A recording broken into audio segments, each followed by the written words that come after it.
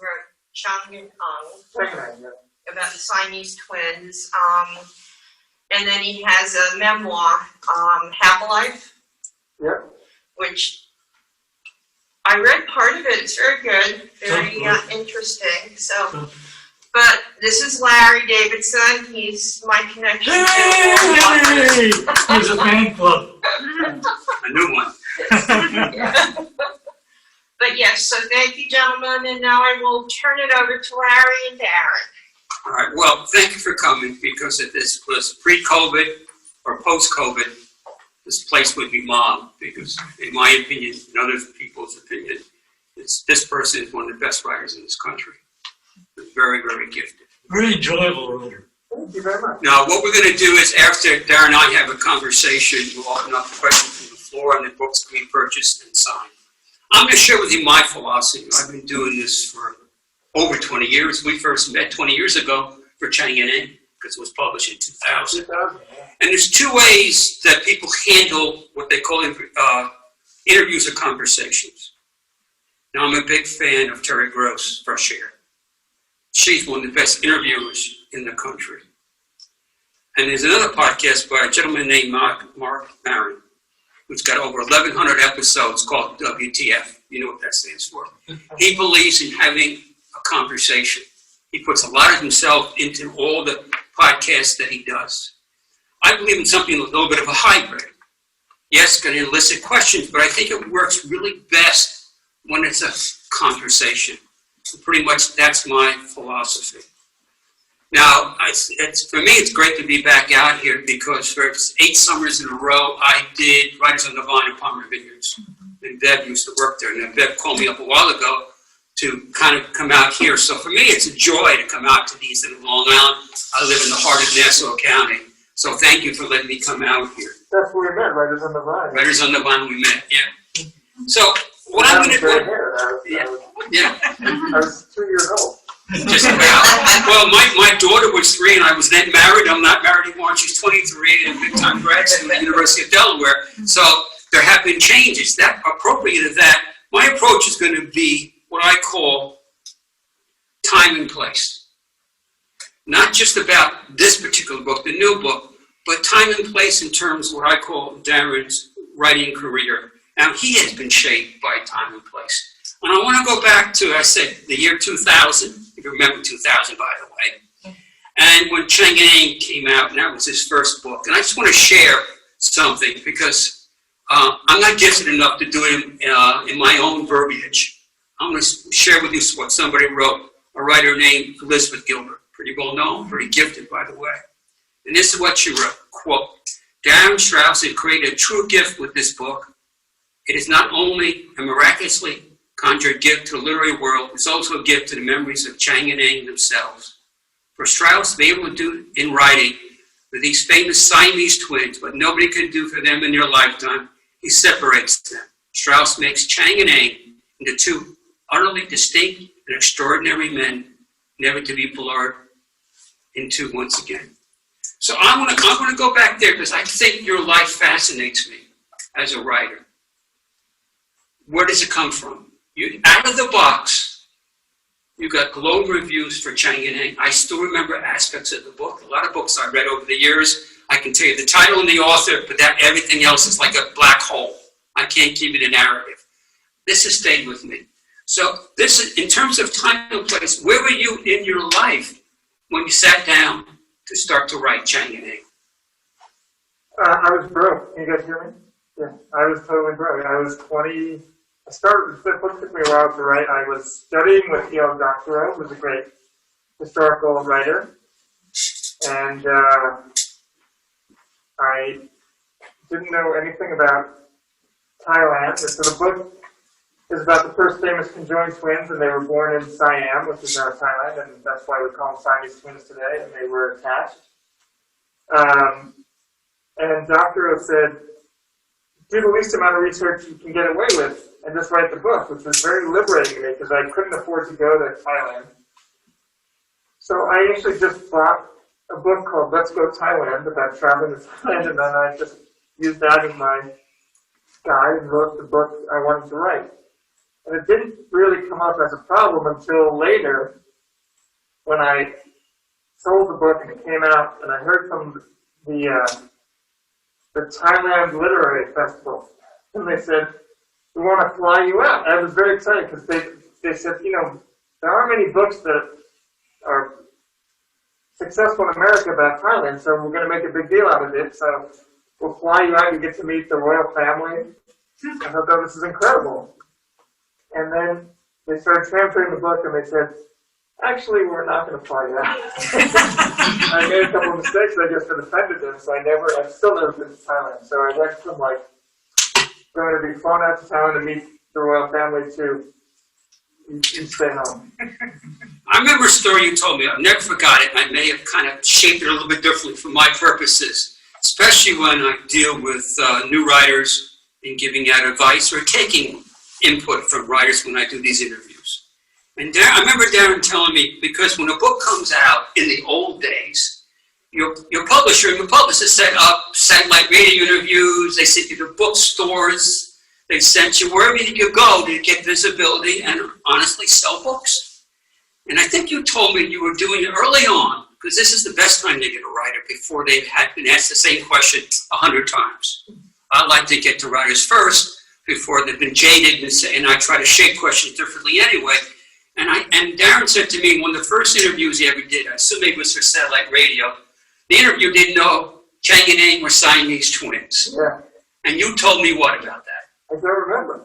What did I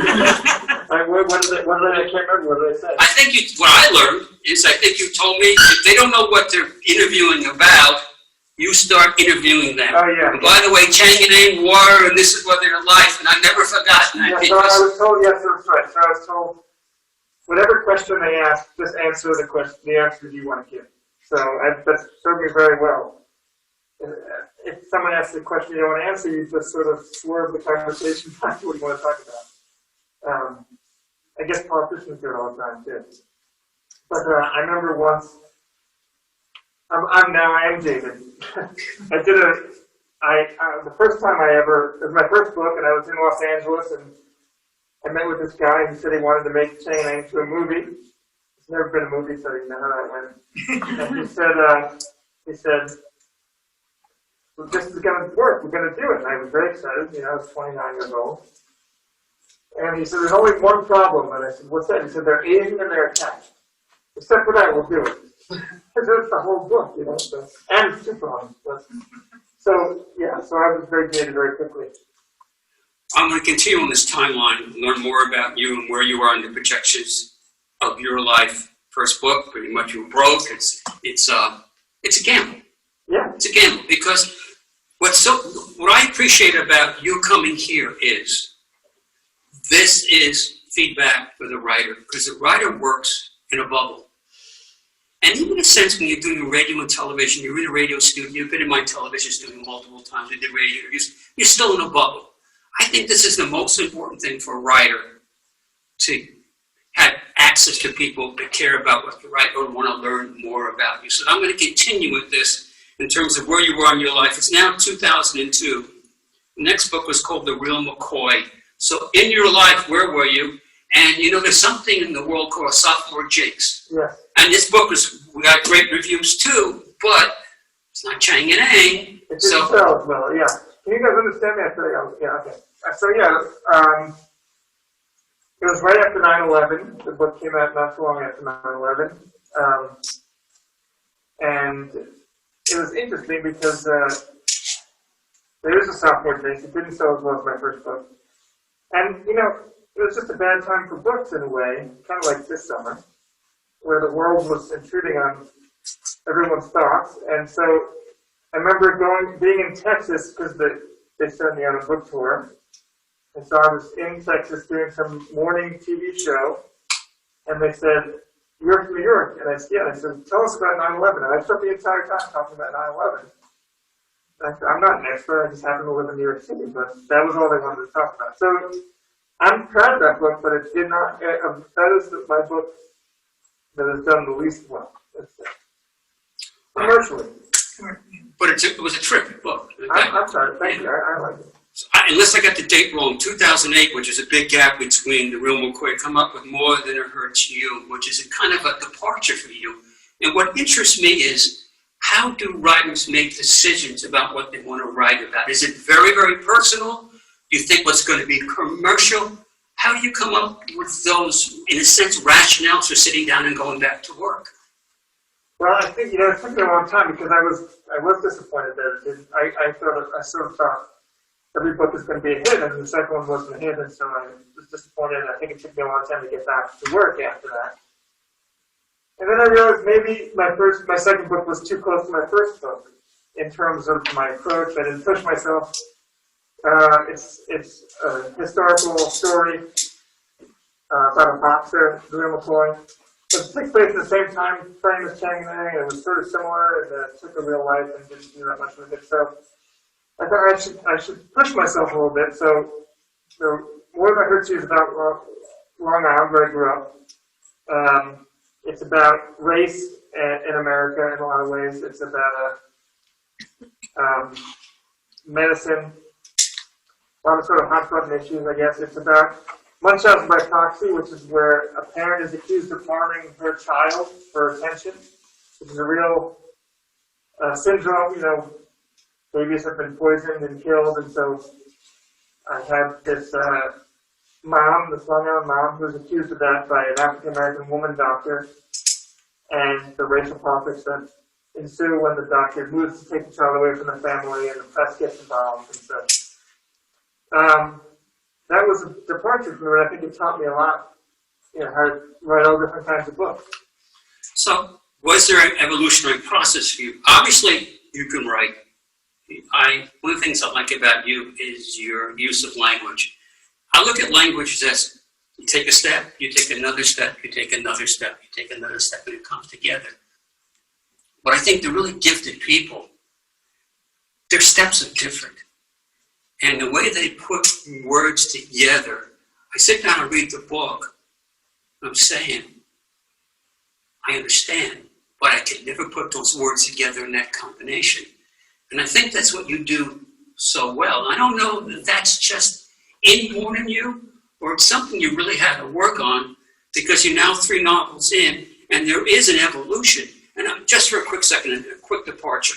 What I'd like to do is, if I'm picking a book for the first time with a writer I've never read before, and I like that writer, I go back to the first book. I want to see where they started. I've interviewed Nelson DeMille 15 times. I went back to The Rivers of Babylon, which was his first book. You can see where he's coming from, even in the first book. But I think that's something, as somebody that does this in terms of doing interviews and conversations, it's incumbent upon me, part of my preparation, to go back to the beginning. When you go back to the beginning, I like to see the evolution that a writer goes through.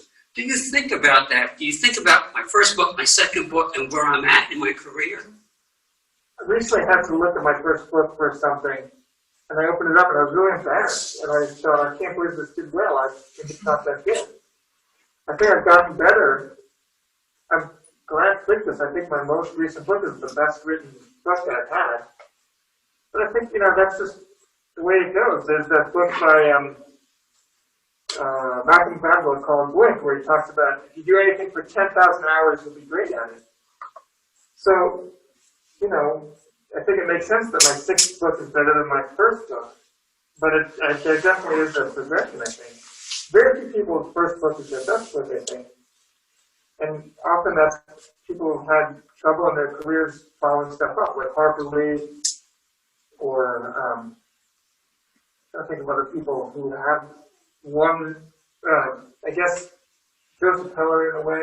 His first book was his best book probably, but it's rare, And I think that's why first books are often treated with kid gloves. Like the reviews are a lot easier on your first book, and that's why there's a sophomore jinx, I think, because then they sort of come after you. If you're a hit with your first book, then the gloves are off,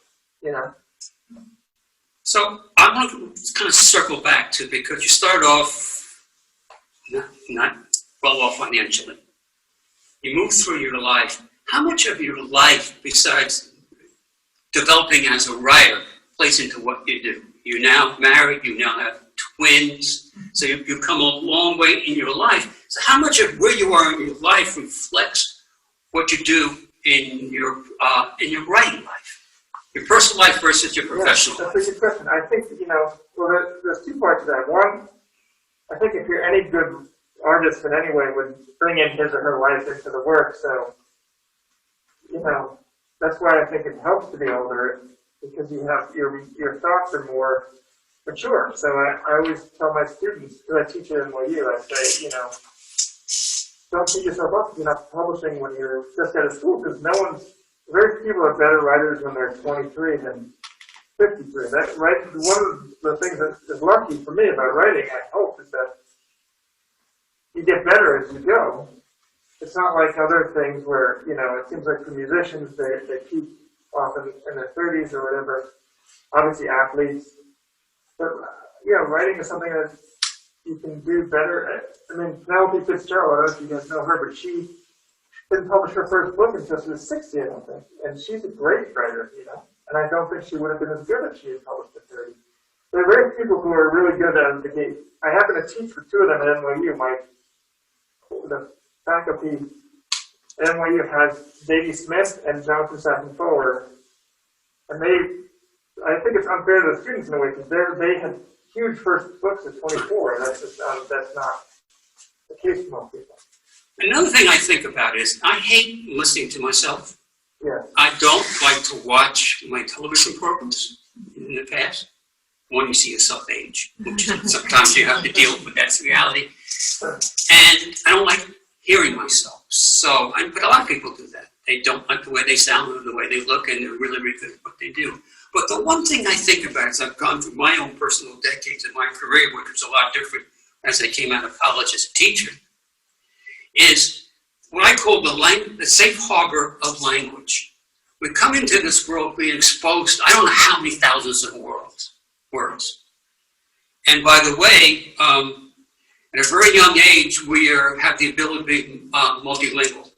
Starting around the age 3 or 4, unless you use it, you lose that hardwiring, which fascinates me. Because if you've ever been up in Quebec or Montreal, they go back and forth between English and French like it's nothing. A lot of the European countries can speak 5 or 6 languages because they've just been exposed to that. So one thing I think about my own personal life and what I do is my safe harbor of language shrinking somewhat? Am I falling back on my favorite words, the way I communicate that? As a writer, do you experience that there's your vocabulary has been expanded at one point in your life, and I don't know if it shrinks for you, but it does tend to shrink a little bit. Mm-hmm. As a writer, how do you keep that vessel of language open so you can create more ways you write the book and your observations about just people in general and settings and scenes? That's a great question. I think that, in a way, it doesn't hurt you, because I think when you're a young writer, often you use the big word to show off, and limiting your vocabulary isn't necessarily a means to being a less good writer. Hemingway was a great writer. I think he used 4 words in his whole, and I was just reading about, John Gideon was talking about, Farewell to Arms. And the first paragraph's amazing. She said there's 400 words in it, and 30 of them are and 25 of them are the. Right. But, he was still able to be great, I think it's more that you just want to keep your mind quick and not fall into the old kind of thoughts and habits of thought, and always read stuff that pushes you. And I don't like teaching young people for some reasons. What you said, it's a really constant reminder that you're getting older. But it's great in other ways, because when you're around younger people, it sort of forces you to think in a young way and not get stuck in your habits. I'm going to challenge you in a sense, because I'm a big fan of what I call storytellers. I love storytelling in plays, in movies, television. Because the one thing that storytellers can do, and this is really interesting, is the space between the words. body language speaks so much without saying anything. And I see it time and time again. If you look at the old movies that Turner Classic Movies have on, because all of us have had to stay in a lot because what's going on COVID, the pacing is so different, and the speed of language is so different. But there are holes there. They don't feel like they have to get from one scene to another scene to another scene. As a writer, you think about that because it's a verbal exercise, but as a writer, how important is just having time and space to move the story along without saying something automatically? That's a great question, and that's something that I've struggled with. I think my tendency is to put too much in and then have to take it out, because I do think it's helpful to let people learn what's happening in an organic way. So I mentioned I teach with Baby Smith, and so she said something interesting about this.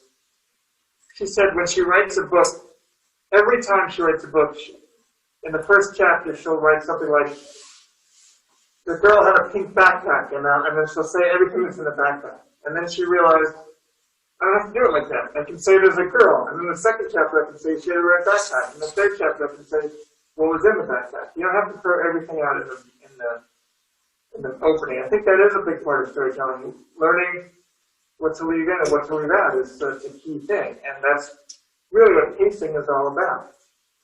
The pacing in a story is only figuring out how much you can leave out. Because if you can get away with giving just what's necessary, the book will move very quickly, or the movie, or whatever. I mean, I'm doing some screenwriting too, and I think that's a big part of it. Writing is not just writing a beautiful scene, it's also figuring out not every scene weighs the same. So if you have 5 scenes and only one of them is important, it doesn't matter if the other 4 are well written, you should cut them down to the bare minimum. That's very interesting. I've sat down multiple times with Joseph Cannon. Joseph Cannon is a terrific writer, and one of his books became The Good German, starring George Clooney. And he also wrote Los Alamos, about what was going on with the Manhattan Project. I think that's the first book I did with him. And what I learned from him was compression of time. Mm-hmm. And it's very important for movies because you'll see somebody get in a car and the next scene is they're at the place where they're going. You never see them get in the car, drive down the street, make a right turn, left turn, and get out of the car and shut the door and everything else and walk up the steps to where they're going. Because you can't do that. You have to move along the progression of time. There's somebody calling right now with some time. So, I apologize, I thought I heard you. that's fine. They're welcome to join us. Feel free. It's really good. So, as a writer, I assume that that's what you have to do when you're driving the narrative, because you have to have compression of time. Yeah. Well, that's a big part of it, right? Knowing it's not just between scenes, though, it's within scenes. Like David Mamet says, when you're writing a scene, get in as late as possible and get out as early as possible. So if you have a character, a long discussion, and the reader only needs to learn one thing, skip the beginning of the conversation, skip the end of the conversation, just give that. That's really, I think, again, the key to pacing is just, knowing you don't need to have all the stuff, and learning more and more that the less stuff you have, the faster it moves, And I think that so many students that I read who are good writers don't get that, and that's why they never go to the next level and make it, is because, it's not just writing well, it's figuring out what you can get rid of. I wish you start Writers on the Vine upon Ravines, but the opening was, this is the art of corrective storytelling. And this is what kind of we're exploring today with Darin, because Darin has a wealth of knowledge. But it's almost, in my mind, I would sit where you're sitting and listen to him talk, because it's almost like a master's class. And in my opinion, to have access to that is even worth more than just sitting down and reading his books. You're getting exposed to how a gifted writer thinks and works. Now, for this next book, I've known Darin for a few years at this time. We actually did a program. He spoke. I brought him into Glen Cove High School to speak to the students. Yeah. And he was very cool looking. He has black Converse on. He's much closer to them than I was. But that was Darin. No affectation. This is who he is. Wasn't the middle higher too? Yeah. Yeah. Yes, we did it with yeah. And That's where I met Nelson Mills there. Yeah. Yeah. And so I said, when the memoir came out, Half a Life, I said to him, we've had numerous interviews. I never knew this about you. Yeah. So I know my friend over here has your book. Some of the people may know that, but I was shocked because when you do interviews and the person gets comfortable with you, a lot of this flows. It comes out. They kind of hopefully they trust you that you're not going to sandbag them. It's not a celebrity interview. I'm not going to try to make you cry or embarrass you. But when this came out, I was really surprised. So talk us about the lead up to this book, because this is now, your books are novels. There's a new book and maybe called A Hybrid. This is you, this book. Yeah, so I wrote a bunch of books, and it's interesting. So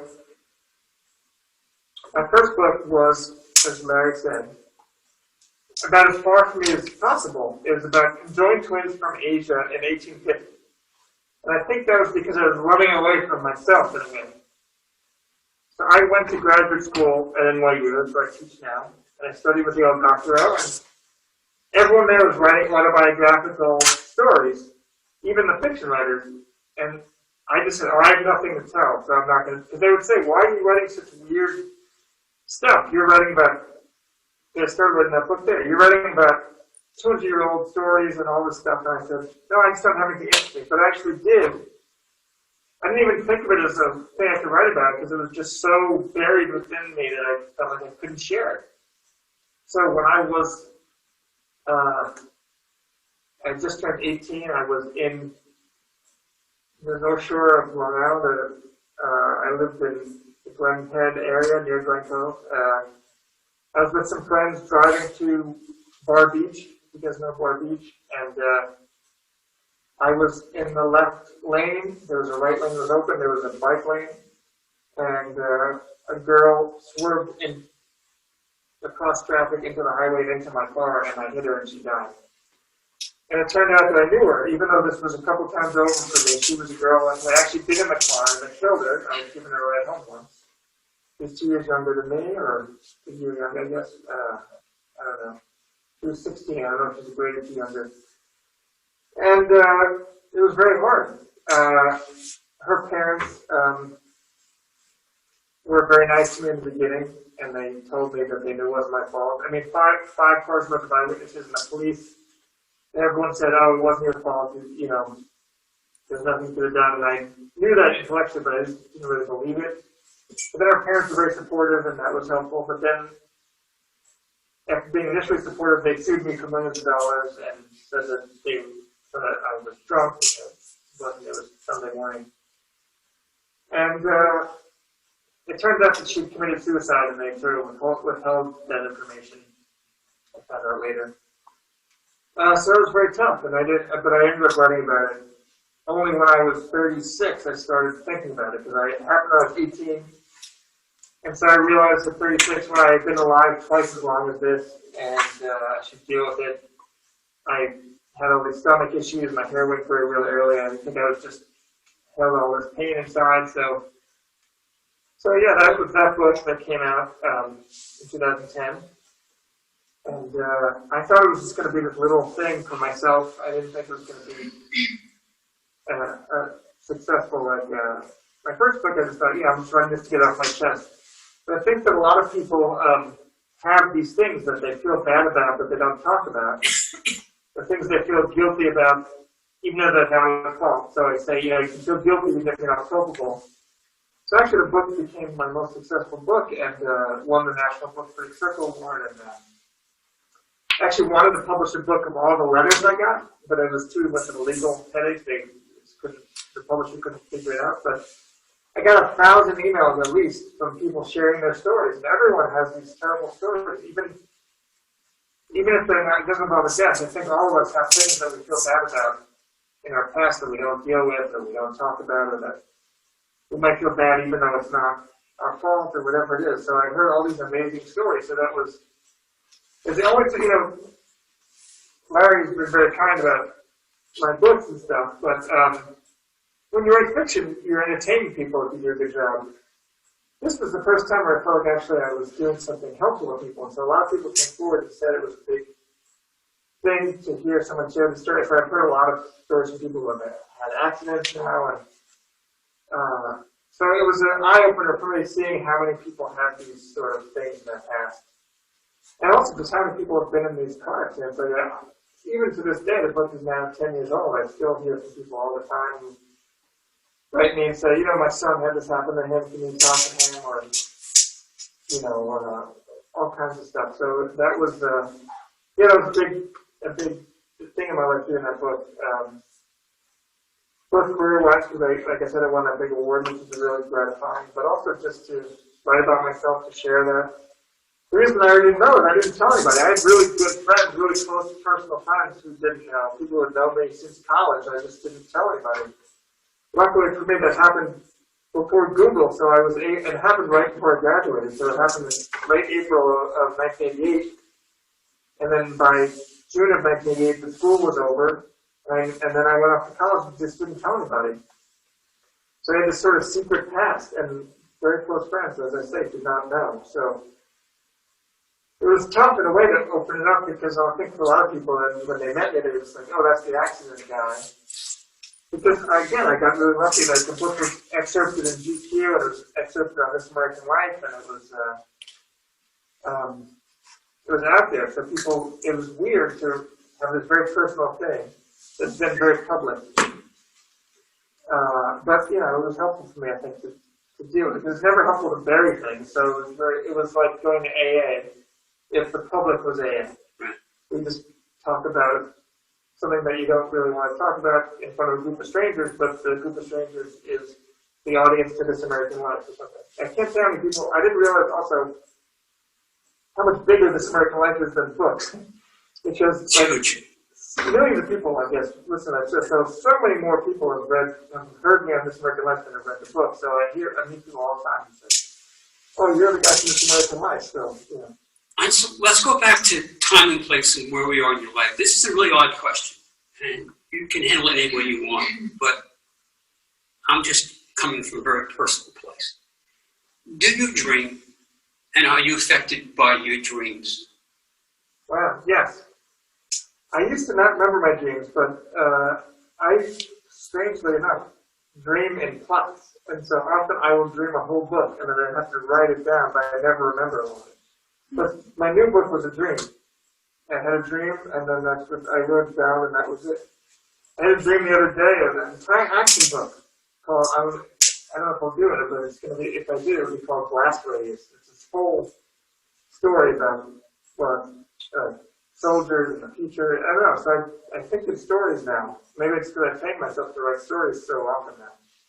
But yeah, when I dream, often it's an entire plot. All right, so you mentioned a new book, and I had, how do you guys pick out a book? And we'll talk about this later. I mean, a lot of times, I used to go to bookstores and bring back 20 books from Barnes & Noble, the discount stores, and bags of books on the train coming back, and end up with a backache. But I go in and I look at titles and authors. And that's sometimes I made my decision, especially if I wasn't familiar with them. I've interviewed Darin multiple times. I got this book sent to me because I got to Darin through Kevin Baker, and they met together, Writers in the Vine. And Kevin Baker, by the way, is another gifted writer and one of the best human beings in the business. I just on the phone on the way out here. Yeah. So I called up Kevin because I was trying to set up, he's going to be a guest in my older podcast episodes. That he was on with Peter Blonders. It was a terrific episode. And Kevin said, well, by the way, Darin has a new book out. Because I haven't spoken to him in a long time. And so he gives me Darin's phone number. We have a nice conversation on the phone. He's also very generous with his time. He's not one of these people, call my publicist, call my publisher. They'll handle everything. He didn't put me in touch with the publicist. They sent me the book. Some of you have the book. Mm-hmm. I can't articulate this. It's almost embarrassing. I saw his name. And I can't express my reaction to seeing his name. It was really unique. done hundreds and hundreds of writers, including him multiple times. And I tried to explain to you on the podcast episode too, my visceral reaction. And it turns out my reaction was probably appropriate because it's a really special book. But it's a very demanding book. And for me, as I read two different ways. I read for pleasure, I just sit and I read. When I read for an interview, I read a couple of pages, I write my notes, I read, I write, I read, I write, put the book down, I think. We're talking about dreams. I was thinking about this book, waking up at 3 o'clock in the morning. I did a literary tea at the Madison Theater a couple years ago with George Pelecanos, Minjin Lee, and a woman who wrote Carnegie's Maid. She's also a great writer. And this is what Min said. She said, I make two demands. I make a demand of myself to put the work in to write Pachinko, which is a terrific book. But I also make the demands on the reader. If I put all this time into writing, I demand, and she was saying it about positive, I put demands on the reader, put the time to read the book. And it's interesting because Graham Greene says, he seems to saying the opening paragraph is so important in a book. I found, especially in the beginning, this book very, very demanding. It wasn't going from page 1 to page 2 to page 3 that I normally do when I'm preparing for interviews. So you can react to that about what demands you put on yourself, and do you put any demands on the people sitting in front of you, the people that are going to read this book, pick it up in 14 different languages, pick it up wherever the bookstore, wherever they're going to get an order from Amazon. Demands on yourself, and do you put any demands on the reader besides actually buying the book? Actually, I try not to. It's funny. I mean, I know Min pretty well, Minjin. I remember there's a great line from Davidson where he said, my sister asked me, why do you put so much demands on the reader? You make it hard for them. He said, I sort of expect a little bit of reader annoyance. I don't want to annoy my readers. I want to just tell a good story. I think that maybe the beginning, because you work in the beginning so much, maybe the beginning is a little more demanding because I really sculpted every sentence so much. But I want the book to be entertaining at the end of the day. That's my main thing. I want to tell a fun story. I mean, I remember once I did some events with Barnes & Noble where they had a bunch of writers in Florida talking to people. I can't remember what it was for. And this corporate executive from Barnes & Noble said to me, there are two kinds of books. One is literary fiction, which you have to read really slowly. And the other one is a fun book, which you can read really fast. And so I thought, I'm going to spend the rest of my career trying to prove her wrong. You can do a literary book that's also fun, and you can also read quickly. So I kind of thought of this book as a page turner. I don't know. I mean, it's a love story. There's sex scenes. I wanted it to be entertaining. It's about Lucille Ball. I think maybe it takes a bit to set it up because it was a complicated book to write because it's a mixture of biography, memoir, and fiction. Because it's the story of Lucille Ball, it's the story of my grandfather, and it's the story of their sexual affairs. So. But I think once it gets going, I hope it's entertaining in that way, that a fun book can be entertaining. I mean, it was interesting. It was picked by the New York Times as one of their top beach reads of the summer, which I was gratified by, but also thought, I don't know if it's a beach read, but it was nice to be in that list, obviously. But I don't know. I can't tell. You write the book, you do as good a job at it as you can do, and then you have no idea how people are going to react to it. So, I read the same review in the New York Times, and I said, it's not a beach read. I mean, there's a place for beach reads. We all love beach reads because by nature, whether you're at the beach, you're sitting in your home, boom, boom, boom, you get through that. This is an interesting departure for you. You said it's your best book. Let me just, I want to read what Colson Whitehead said, who also one of the best writers in America.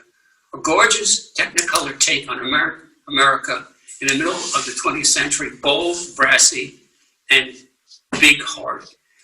What strikes out to me is you're drawing on your family.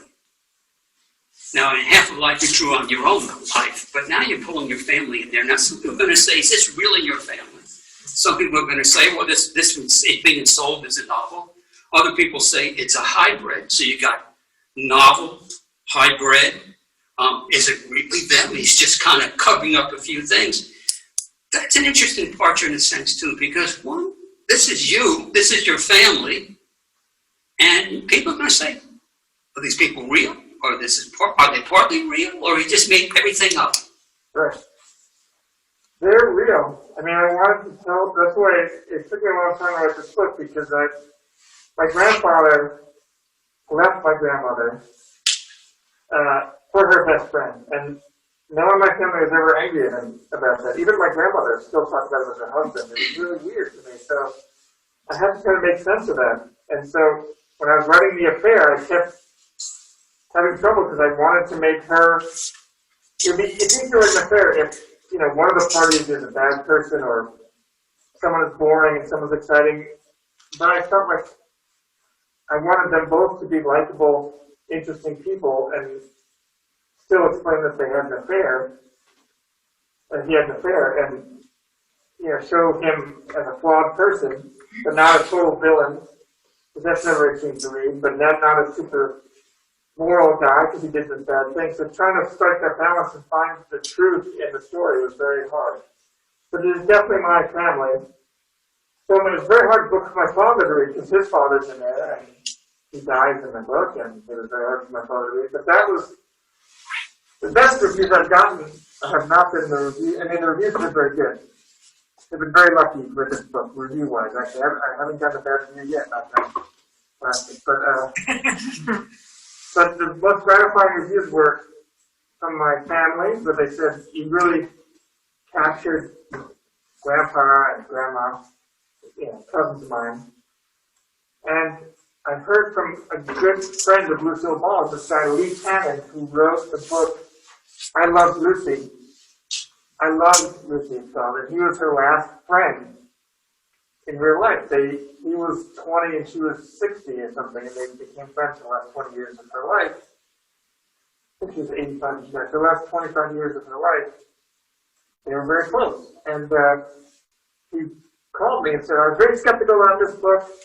I didn't know, she didn't know your grandfather really, and so, because my grandfather met her once. He said, I never heard about your grandfather, so I was kind of confused by the book, and it's a novel, but I felt like I got to spend time with my friend again, and I felt like I really was hearing her talk, and I could hear her saying to me, the kid really got me, I don't know how he did it, and that was like really moving to me to hear that. So, because I think she's an amazing woman, and that's one of the reasons I want to tell the story. I feel like people know her as a TV actress, but she was a lot more than that too. She was a mogul, she was a feminist icon, she had the first interracial marriage on TV, she was a great businesswoman, so I wanted to get all that across, and so that was really nice that she said that. So that was, I think, I mentioned that a lot actually. So that was great. Now, there's a lot of writers fascinate me in terms of the feedback that they get. There's two ways you can go. You can have 100 people tell you the same thing about the book, or you can have 100 people tell you 100 different things. I find that more interesting. So once again, I'm going to put myself into the conversation in terms of how I read. And for me, this book is a mirror. For me. I can only speak for myself.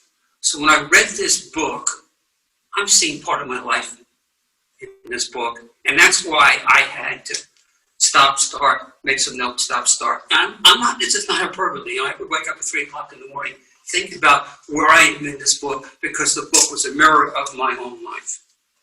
And the one thing that stood out for me was, there's a certain duality in terms of who we are. There's, right now, we're sitting with me and Darin, and we're talking to you. But at the same time, in our lives, we have this internal dialogue that's going. I can only speak for myself, because I have this internal dialogue going on all the time. Things that I will never say, I should say, but I don't. But the other part of me says things in front of people. And that fascinates me because I think that's part of the book. There is this internal dialogue going on with the characters, what they really want to say, but they can't say it. The public dialogue. So this is a battle, in a sense, between our private selves and our public selves. That's a good point, and thank you. It means a lot to me that the book worked through that much. But that's something I've always been interested in, I guess. Like, that is probably what Chang was about. There are two people and one person. The first sentence of Chang, I still remember it, was, this is the end I appeared since we were a child. So the book opens when they're dying, and one is already dead and the second one is about to die. And so he said, this is the end I have feared since we were a child. So it's about being two people and one person at the same time. And I feel like all my books are about that in a way. The public, there's two different Lucille Balls. There's Lucy, which is the TV person, and there's Lucille, which is her.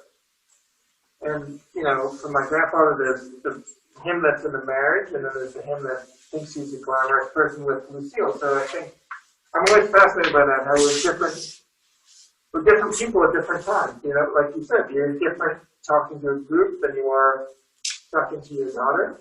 And so I like to examine that space where we're not sure who we are or trying to figure out, you know, how to navigate that space between person A and person B when you're both of those people. The other thing you explored for me is marriages and relationships. We call that our own relationships and marriages that were successful and probably maybe didn't, it ended differently. But you explore that. So let's talk about, in the book, the marriage and relationship between Lucille Ball and Desi Arnaz. Yeah, my wife was pretty angry about this book. I thought she was going to like it, but she was saying, you know, this is really... She said, you know, you write about infidelity so in a way that makes it seem like you did it. Maybe you thought it. Yeah, you know, more like, there's like a lot of stuff in the book about how marriages are difficult. What did you say? I'm sorry, I was just saying, it's a little late now, but I'm having a hard time hearing you, and I believe it's because of our masks. Okay. You can't hear it? Okay. On and off, on and That's off. okay. Keep going. We'll try. This is unusual circumstances, so thank you for bearing with us. So I just want to follow up with that because there's that relationship is Isidore and Harriet relationships. Because it's interesting, a marriage starts off with, wow, this is the person. And the one thing that you explored with these characters is the permutations and how it changes over a period of time. And I thought that was really interesting because you fall in love with somebody, you love them, they're your best friend, you respect them, and something switches. Well, so I did say in the book that, have you read Anna Karenina? So I said that every marriage, in a way, it's kind of like Anna Karenina, because in that book, she leaves Karenin, her husband. Anna leaves Karenin for this guy, Vronsky, who's a sexy young guy. And Karenin is this boring, older person. And I said, what really happens in every marriage is everyone goes from Vronsky to Karenin. So everyone's both of them. So everyone starts off as Vronsky, the handsome young guy, and ends up Karenin. So it's like Madame Bovary too, I think. You know, like, it's one thing to say, like, oh, my husband's boring and this guy's sexy, but actually, the same person is both within the scope of marriage, because as Larry said, you marry someone because you think they're great, and often they end up not being great. The person doesn't change, it's just that your view of them changes. Your marriage changes you, the way you're viewed by the other person. So I wanted to examine that too. It's not like my grandmother and grandfather didn't start off in love, they just were married for a long time, and like a lot of people, it didn't stick. I'm fascinated by gifted people who were troubled in a sense, but they have a gift to the world. I was at a point in my life where I found out that Robin Williams had committed suicide. I didn't know him. I loved him from Mork and Mindy, and he's a comedic genius. He's more than a comedic genius. He's good. And when I found out he died, I left my house and I walked for 2 hours. I was so upset, so troubled by that. It just got me in a certain way. There's been other deaths like that too of famous people. Freddie Prinze. There's a great show on Showtime called The Comedy Store, Mitzi Shore Store. And there's an interesting Lucille Ball connection because in the first episode, Freddie Prinze died in his early 20s. Had everything, but was very troubled and committed suicide. And the reason why I mention that because at the funeral was Lucille Ball, by the way. So I came across this quote about, and I mentioned Robin Williams because he basically grew up in Grosse Pointe, Michigan. He was very well off, but he grew up by himself playing with toy soldiers, and that's where the imagination came from. And Darin will talk more about the real life of Lucille Ball, but she kind of grew up alone too with grandparents. And I came across this quote because we were talking about James Lee Burke earlier. He's one of my favorites. And his new book is called A Private Cathedral. So also when I read, I said, boy, that's really something maybe I can use for another interview because I can never say this myself. I'm not smart enough to say this. But I'm going to give you this quote and let Darin react to that in terms of icons in Lucille Ball. And here's what James Lee Burke wrote. Jesus talked about people who were made different in the womb. I'll take it a step further. Maybe some people were never in the womb. They arrived inside a golden bubble, somehow became the icon for the rest of us. Robin Williams is an icon for me. I guess you can make the case that Lucille Ball, and I think you believe this, was an icon. Yeah, and so she was so famous, she was so successful that when her show would break for commercial, the water tables in New York City would drop because the whole city was going to the bathroom at the same time. Every week she had 80% of TVs were tuned to her. Not 80% of viewers, 80% of TVs. Something like 93% of the people who are watching TV would watch her show every week. And she, like Robin Williams, had that thing where she was abandoned as a child. Her father died when she was very young, and then her mother very quickly remarried and left her with her step-grandparents. So imagine your father dies and then your mom leaves you, not even with your own grandparents, but your step-grandparents. So she was very determined to find love, and she found it in the audience. And she knew a lot of failure. She ran away at 16 to come to New York City to make it, and she didn't make it until she was 40. So for many years, she just kept getting failure, meaning failure. Finally, she was then the biggest star in the world, or at least the country. So I think that's really moving, and you see that in her. Every episode of the show is basically her life story. A woman who's being rejected trying to get in the show. And I didn't realize until I wrote the book, I realized, oh, that's what's happening in the show. She's been rejected everywhere, and people are telling her, you're not talented, and she wanted to prove to people. And every episode, she wants to get on Desi's show, Ricky show. And they had a bad marriage, too, as Larry mentioned. In the book in real life. But I also want to talk a little bit about Desi, because he's more of it's not a caricature, but certainly he's treated a little bit differently.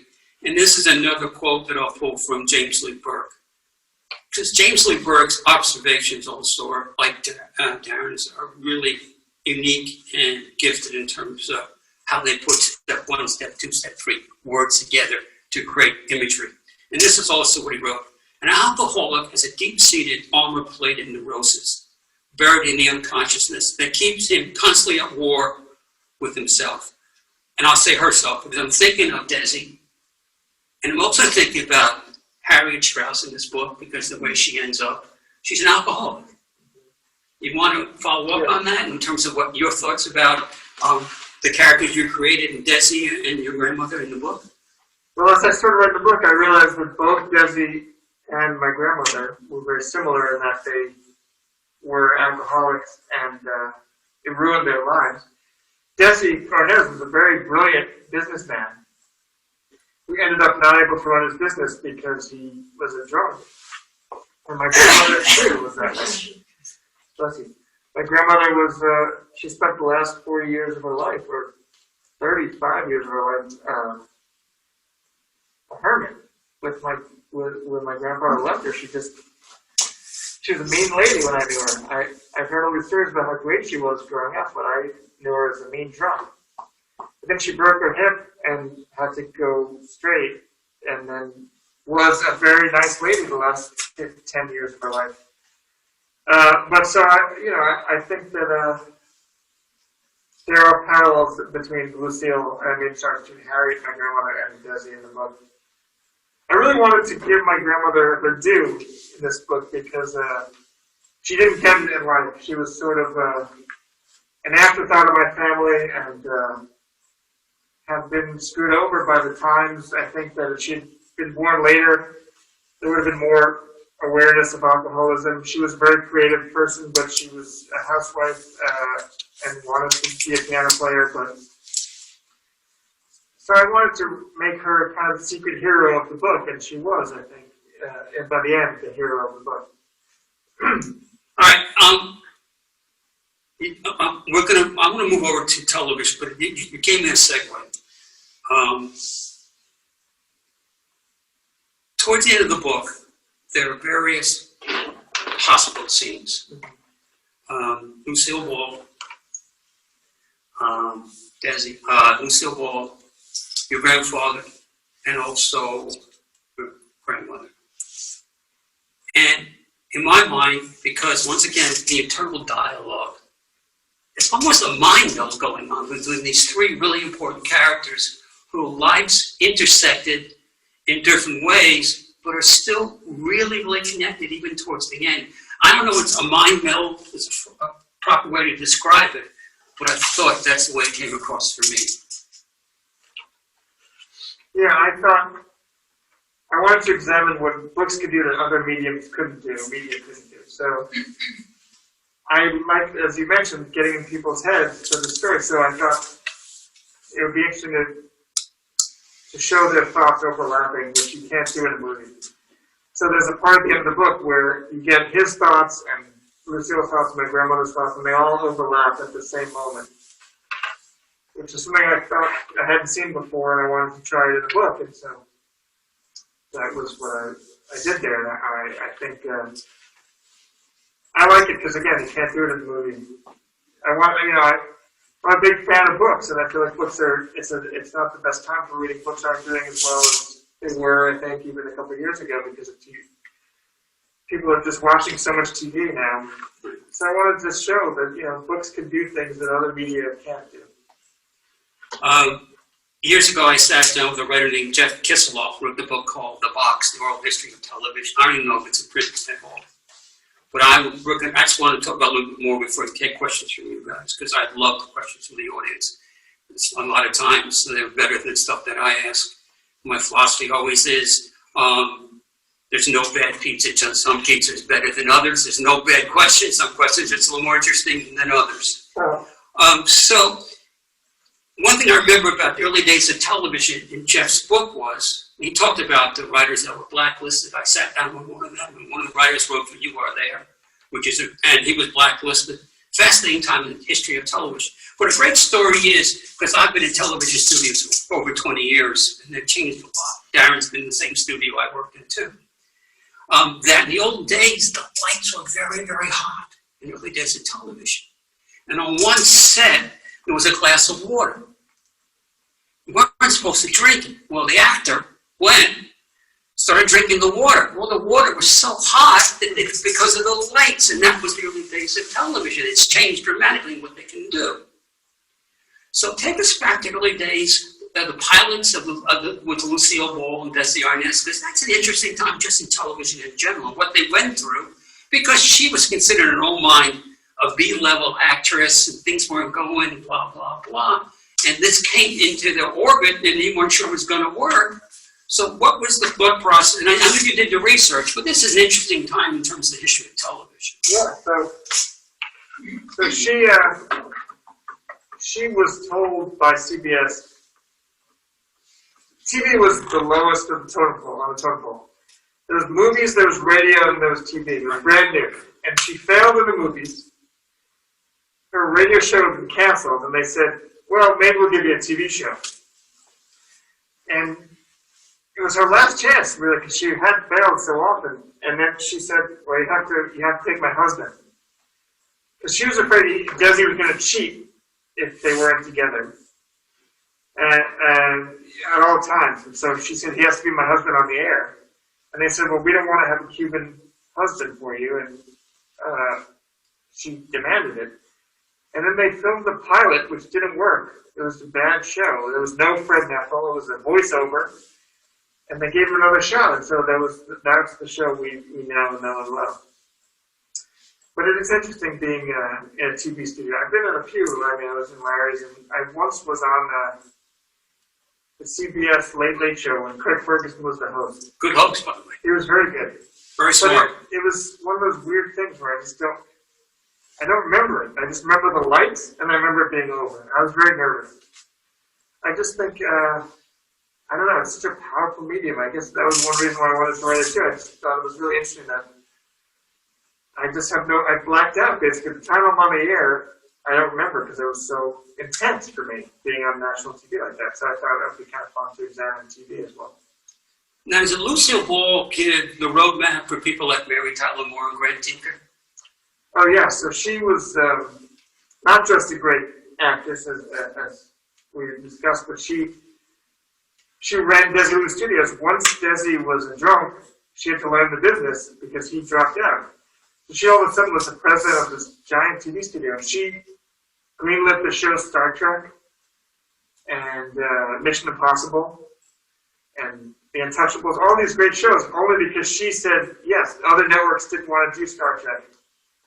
And she took a chance on it and then changed culture too. But should we take questions from the We'll take one more. Because this fascinates me too. Two more questions from me and then we'll go to you guys. If you don't mind. Not Bev will throw me, give me the hot sign, tell me to shut up. I've gotten your captive audience, so I'm gonna go with it. And he's telling me to rap. So I'll give you this then. Last one. You teach writing, right? What is your responsibility for the young writers, the next generation? Joyce Carol Oates raved at you when you were a young writer. So what is your responsibility for the next generation of writers? I've been listening a lot to Dizzy Gillespie, and all this music that happened before I was born. And I feel like a lot of the young people today don't know the arts from before they were born. So one of my jobs is to try to show them stuff from before my time even. But beyond that, I think learning about Dizzy Gillespie, so much of jazz was older guys taking younger guys and saying, here's how you do it. And that's how tradition thrives. And so I feel like I have to try to help younger writers, or else books won't make it. Not me alone, obviously, but that's the job of people from my generation of writers who teach now and have books out, making sure that it keeps going. When I first started teaching, I taught this woman who was not a good writer, I didn't think. And then she became a great writer. Her name is Karen Russell. She's nominated for the Pulitzer Prize, and she was one of my first students. And I realized that's a great lesson for me, because it's not for me to say, you're not talented. My job is just to give the information. She was talented. I just saw her at the beginning of her journey. There's not an innate talent. It's people getting better and better and better. So the fact that I had this writer where I made a judgment on her that was wrong, I think made me a much better teacher now, because I can see, okay, it's not for me to say you're a good writer or not. I'm just going to give you the tools, and if you pick them up, great. And so she's a great writer now. Not because of me, just because I didn't see, I just was one of the people who started teaching her, and she got better after she left my class, so I was probably another teacher. But somehow she worked and became great. And I think that's a great lesson for everybody, too, that is, talent isn't something that you're born with and it just turns on or off. It's, you work for thousands of hours and then you become good. All right, I got this. Multiple times. So, Questions, please? I think Darin answered most of the questions I had written down, so I'm good. I just had one thought, not a question, a thought. Your afterword in that book was very helpful. Okay, thank you. Oh, good. Thank you. Yeah, I wanted to make sure that people knew what was fiction and what wasn't fiction. It helped. Yeah, thanks. And I thought the book was very enjoyable. And as your buddy here said, it was like holding up a mirror to yourself, looking at your own life and seeing differences and similarities. Thank you. I appreciate that. I'm right here, good, thank you. Oh, well, I would agree that it wasn't a beach read. I'm not a fast reader, I'm a slow reader. Welcome. Okay, but I actually enjoyed reading this book slowly. Okay. I actually went back and said, oh, I gotta read that passage again, because you got so far into somebody's brain that the wording was just wonderful. I just didn't, now, of course, I'm at the end, I didn't finish it. And, Okay. but the one death scene there, when he's waiting for the Yeah. nurse to come, it was very moving. I just wanted you to know that I really got into that person's and having had parents have gone through things and how they review their lives. It was very good. And this generation, you really did a lot of research, because I know some of those were too young to know about some of these characters. Yeah. They weren't characters, they were real people in Southern. I mean, I remember these people. Holy Carmichael. These are people you grew up with. I mean, Lucille Ball is something we watched Yeah. when we were. So I'm really glad that you brought her to life. Thank you. That means a lot to me. I did a lot of research, and that's the scene that my father had a lot of trouble with. He's reading about his own father dying, and that was Very moving. yeah. Very. Thank you. Well, didn't you tell me that you were in the hospital when your grandfather died? I was there when he died, Mm. so that was I was sort of recreating. I mean, in the book there's no one with him, but yeah, it was a really moving thing to be with someone's last breath. Yeah, it was really strange. And I was with my grandmother the day before she died, years later, and she was talking to the nurse about her husband as if they were still married. And he was dead and had left her many years before, so that was really tough. But yeah, I mean, yeah, thank you. How long did it take you to write that book? And how long did it take you to write Half a Life? I read that one first. I just happened to get Half a Life on my Kindle, and then I did get this book. And Half a Life, I went right through it in no time. That was It took me very little time to write that book. very moving, very emotional. So how long did that take you to put together? That book I wrote in about 10 months. And this book took me 5 years, so Wow. yeah. I think it's because it's your own life. It's hard to make stuff up and have it make sense. So I was just telling what happened to me, so that was much quicker. And how do you find time to write now, raising your family and, during the day? Do you set a time aside to write? Yeah, I try to treat it like a 9-to-5 job. So luckily in my year, I don't have that many classes. I teach 2 classes in the fall and 1 in the spring. So I teach my 2 classes on the same day, and so I do my prep work on the weekends at night for that. And then the other 4 days a week, I try to do 9-to-5 writing, where every day there was John Cheever. He used to, he lived in a high-rise in Manhattan. He would put on a suit, go down, have coffee with all the commuters, and then go back up and take his tie off and write from home. He wanted to feel like he was going out to work with the commuters. So I try to do that. I try to think, okay, 9-to-5, I'm going to write every day that I'm able to. Thank you. It's actually, I got a chance to sit down both with Susan and Ben Cheever, so a lot of times you get the stories about what it's like to grow up with their parents, which is also very, very interesting. Do you have any more questions way in the back? So I'll throw a general question out, and then Darin will sign some books, because hopefully this is going to be a continuing series. As readers, I'm curious for your response. What are you looking for in terms of getting access to writers? And as a reader, what demands, what kind of books do you like? So I'm gonna go way in the back because this is participate. You're shaking your head, so I'd love to hear from you. First, I'd like to say thank you for talking about books, because I think books are very, very important, Thank you. regardless of your age. And I often tell kids that the books they're reading allow them to experience things for themselves. Where if you're watching a movie or a television show, you're almost told what to see and what's happening. So thank you for that. It builds your brain up in a way that. It does, and it gives you experiences that are special to you. Yeah, So thank you for that. thank you. All right, so this is the teacher and van like in front of my class from years ago. They had no choice, they had to respond. So I'm curious what your response too. My response? Yes. Well, this has been very interesting. Thank you. I too have a great love of books, and I have not read that book. I was a little late hopping on this train. But I'm very curious Well, now. I'll put my email in, you can email it to me. Okay. And, yeah, I mean, books are just a great way to live somewhere else, experience something else, and to be able to go around and spread this love of books is great. And also, are you working on a book now?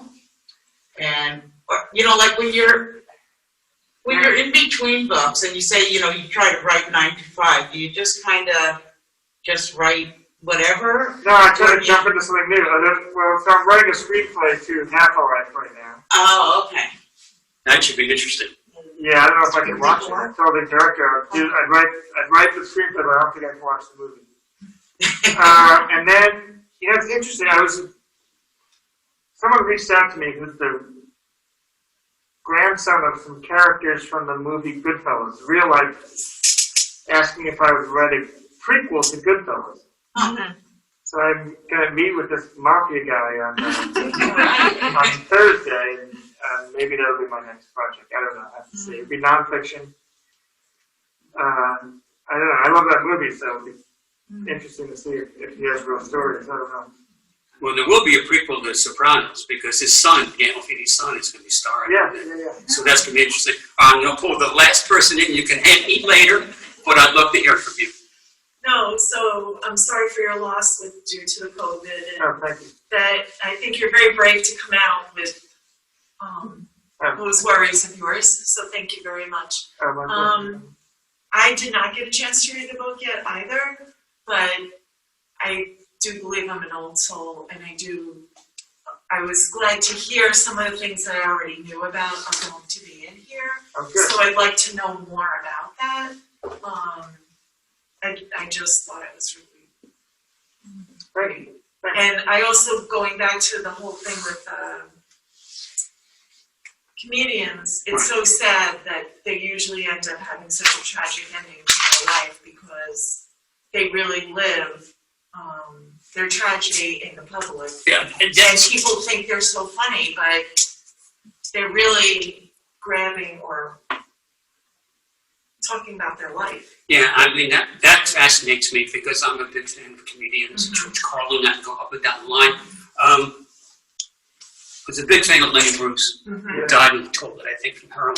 And he said the most interesting thing, I don't want to be too political, but Lenny Bruce said, this is a comedian saying this, when the Iron Curtain falls and the wall comes down, America is going to turn its hate inward.